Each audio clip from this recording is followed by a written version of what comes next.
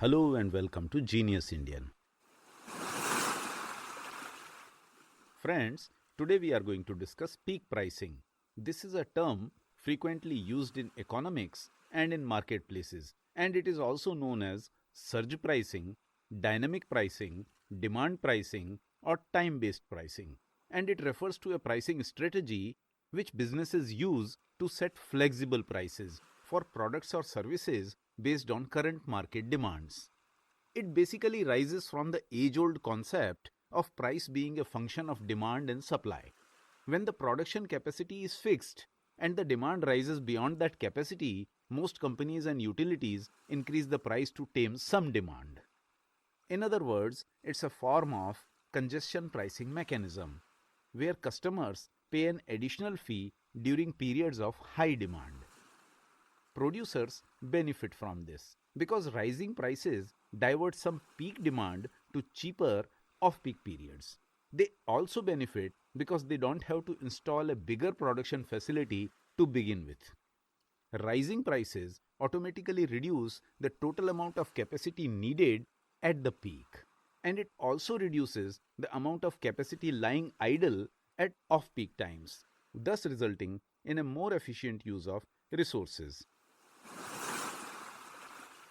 One of the biggest users of this mechanism are the airlines. They increase or decrease their ticket prices depending on the current supply and demand for the seats. As you know, the price of an airline ticket depends on many factors: the day of the week, the general business climate during that period, and depending on the number of days someone buys the ticket before the actual flight, as well as on the timing of the flight, whether the flight departs at prime time, or it departs in the middle of a night, or at some off peak hour. For example, the number of flights from Mumbai to Delhi are fixed, and so are the number of seats available on those flights.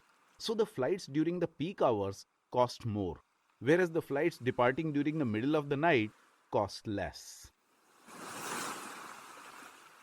In our country, surge pricing is most commonly used by Ola and Uber type of taxi aggregators. This is usually done during peak travel hours, during office hours like 9 am or 6 pm, or during special events such as a general strike or periods of extreme weather. When the demand for rides cannot be met by the number of current drivers on the road, Ola and Uber algorithms automatically increase the prices. And then your fare is calculated by multiplying your basic fare by the surge pricing multiplier. Often surge pricing also gets kicked in at times which don't seem to be qualifying for the definition of peak hours. For example, 4 o'clock in the morning may not seem to you like a peak time for the traffic, but it may be a peak time for Ola and Uber, simply because a large number of flyers who have an early morning flight to catch use Ola and Uber taxis to reach the airport.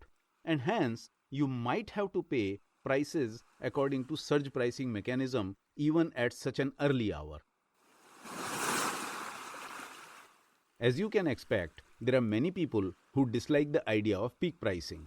They think the service providers are milking them to make extra profits for the same ride. Even in our country, many people have doubted the sanctity of surge pricing. However, the taxi aggregators claim that this mechanism ensures that you will get a taxi in all situations. You may have to fork out a little extra sum, but you are guaranteed to get the service, which is, as all of us know, sometimes more important than the price. While peak pricing may not be pleasant for the customers, because of the higher charges, the mechanism essentially ensures that goods and services are available continuously. All such businesses and utilities are able to change prices based on algorithms which take into account competitor pricing, which take into account the supply and demand, and which also take into account other external factors in the market at that time.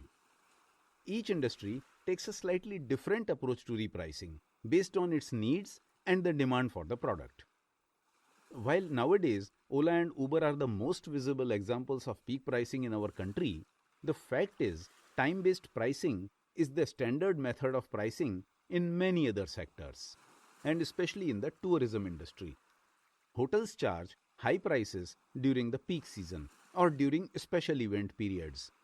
On the other hand, during the off-season, hotels may charge only the operating costs of the establishment, whereas investments and any other profits are gained during the high season or the peak season.